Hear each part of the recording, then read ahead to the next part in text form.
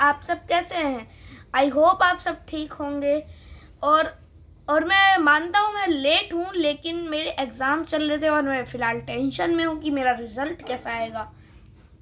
तो यही जो चीज़ है मुझे परेशान कर रही है। तो आज मैं आपको बताऊँगा हिरोशिमा के न्यूक्लियर बॉम्ब के हादसे में वो कैसे हुआ, न्यूक्लियर बॉम्ब का नाम, न्यूक्लियर बॉम्ब का काम करने का मैकेनिक्स, यूरेनियम, प्लूटोनियम, ये सब बताऊंगा। तो शुरू करते हैं। न्यूक्लियर बॉम्ब जापान के कौन सी लोकेशन पे गिरा था? तो न्यूक्लियर बॉम्ब जापान के हिरोशिमा नागासाकी पे गिरा था। उसके बाद तो हिरोशिमा और नागासाकी दो नाम के शहर हुआ करते थे जिस पे न्यूक्लियर बॉम्ब के असर आज तक देखा जा सकता है। अब दूसरे पे चलते हैं। न्यूक्लियर बॉम्ब का नाम क्या था? न्यूक्लियर बॉम्ब का नाम था लिटिल बॉय, जो कि हिरोशिमा पे गिरा था, और फैट मैन, जो कि नागासाकी पे गिरा था। आज हम लोग लिटिल बॉय पे बात करने वाले हैं। मैं फैट मैन का रिसर्च करके निकालूंगा। तो जो लिटिल बॉय है उसमें 27 केजी यूरेनियम था। सॉरी, 27 नहीं, 76 केजी यूरेनियम था, जो कि 15,000 टन TNT जितना पावर प्रोड्यूस करता था।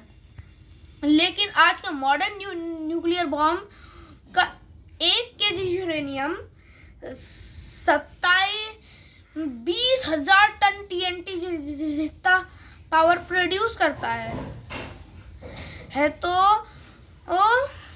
जो आज के बॉम्ब है वो बहुत पावरफुल है। 1985 के बॉम्ब से 80 गुना पावरफुल है।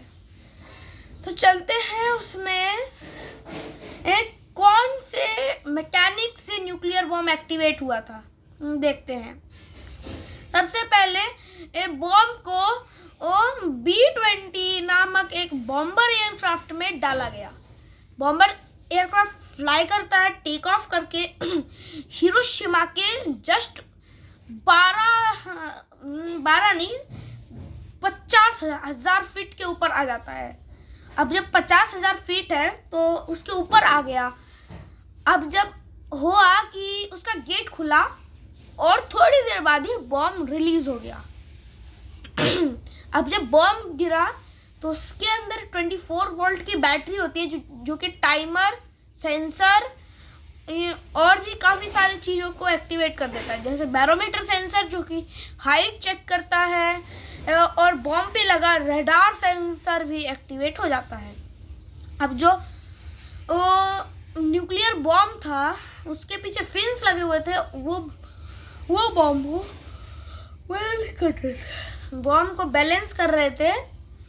और उसमें एक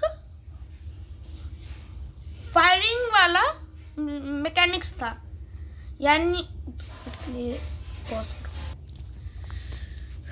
तो यहाँ पे बॉम्ब जब 9,000 फीट के ऊपर था, 9,000 फीट पे था ग्राउंड से, तो बॉम्ब का फायरिंग स्विच ऑन हुआ और इग्नाइटर एक्टिवेट हुआ। इग्नाइटर एक छोटा सा स्पार्क करता है जिसके आगे गोल्डाइट पाउडर के सिल्क के सिलेंड्रिकल बैग थे, और जैसे ही वो स्पार्क हुआ उसमें ब्लास्ट हो गया। और ब्लास्ट होते ही टंगस्टन का उसकी जस्ट आगे लगे टंगस्टन कार्बाइड की डिस्क एनरिच्ड यूरेनियम U-235 के कौन सी वैल्यू थी, सम क्रिटिकल मास को लेकर 3000 मीटर पर सेकंड की स्पीड से आगे बढ़ा, और सामने एनरिच्ड यूरेनियम U-235 को ही सिलेंड्रिकल फॉर्म में सुपर क्रिटिकल वैल्यू थी, और जो सम क्रिटिकल मास था उसके बीच में खाली स्पेस था।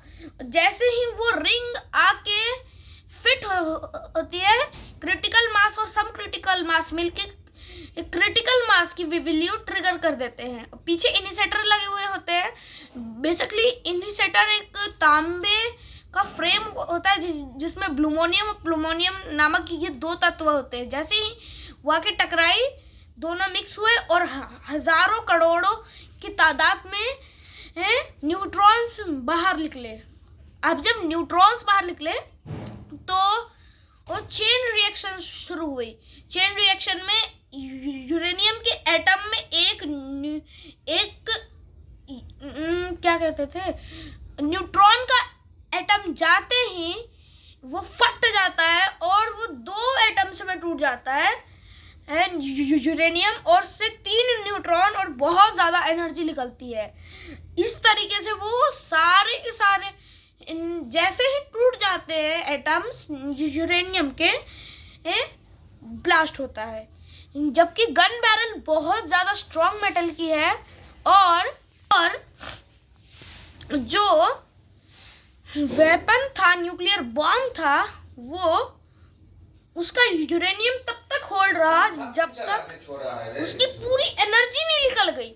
और जैसे ही पूरी एनर्जी, पूरे न्यूक्लियर चेन खत्म होता है ब्लास्ट, वो मेटल पिघल के ब्लास्ट हो जाता है। मेटल पिघल के ब्लास्ट होने के बाद जो उसका हिपो सेंटर था वहां पे 72.93 सीवर्ट्स की रेडिएशन थी। 12,000 फीट तक का एक फायर बॉल बना जिसका डायमीटर 2,000 फीट था और उसका टेम्परेचर 6,000 डिग्री सेल्सियस। आसपास की बिल्डिंग, लोग, पेड़, गाड़ियां, रोड सब भाप बन गया और ब्लास्ट बहुत ज़्यादा शॉक वेव क्रिएट करता है, जिसके कारण उससे दूर बहुत सारी बिल्डिंग्स ध्वस्त हो गई, पूरी ध्वस्त। उससे आगे बहुत ज़्यादा सालों तक रेडिएशन का असर रहता है। रेडिएशन एक ऐसी चीज़ है जो कि सालों तक लोग को मारती रहती है। ब्लास्ट और शॉक वेव तो तुरंत ही मार देगी, लेकिन जो रेडिएशन होती है वो करोड़ों वर्षों तक इंसान को मारती रहती है। आज तक 80 सालों में उसके क्रिएटर ओपेनहाइमर को इस गलती में बहुत पछतावा हुआ। और जिस आधार पे ये बम बनाया गया था, यानी M+C2mc² का के रचयिता अल्बर्ट आइंस्टाइन उस दिन फूट कर रोए थे अपने कमरे में।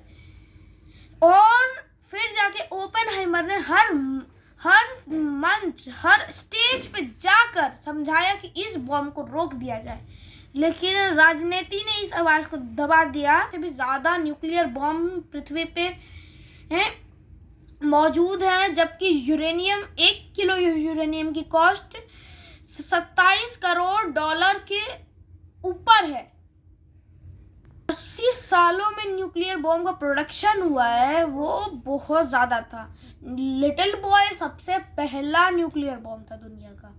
सो आज के लिए बस इतना ही। उम्मीद करता हूँ आपको ये वीडियो पसंद आई होगी, और आई है तो आप इस वीडियो को ज़्यादा से ज़्यादा लाइक करें, कमेंट करें, शेयर करें और सबको कहें इस वीडियो को सबसे ज़्यादा देखो। अब जय हिंद, जय भारत, बाय बाय।